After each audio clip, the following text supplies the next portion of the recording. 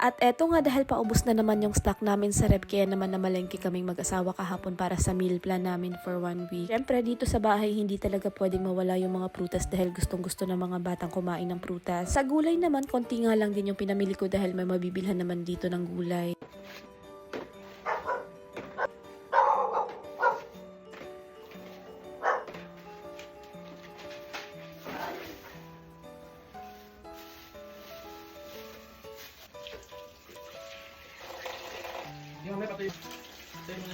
Sa grapes pala, 200 pesos yun. Tapos ito namang KitKat is 120. Sa apple naman, 5 peraso, 50 pesos yan.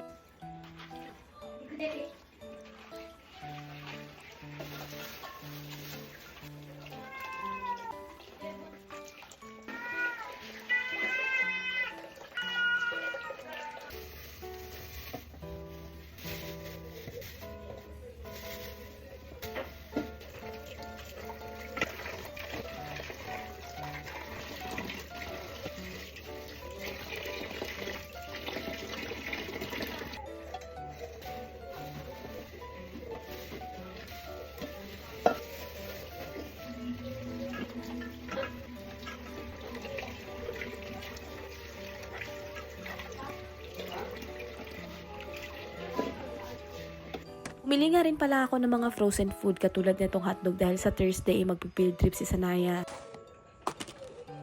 Meron din akong kalahating kilong longganisa.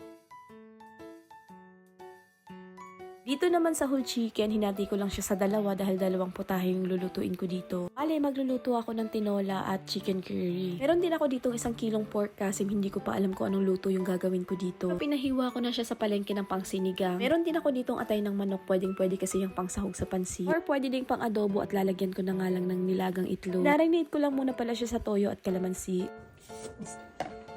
Tapos dito naman sa atay ng baboy, 100 pesos yan. Tulad din sa ginawa ko sa atay ng manok, nilagyan ko lang din siya ng toyo at kalamansi. At eto na nga lahat yung napamalengke namin sa bayan ng Marikina. Hindi siya kompleto ng gulay pero okay lang naman dahil may mabibilhan naman dito sa amin. Meron nga rin pala akong 1 kilong pork kasim at 1 kilong giniling dahil yung pork kasim igagawin ko siyang pork katsu. Tapos yung giniling naman inagbawas ako ng konti para sa pansahog. Tapos yung natira ginawa kong meatballs.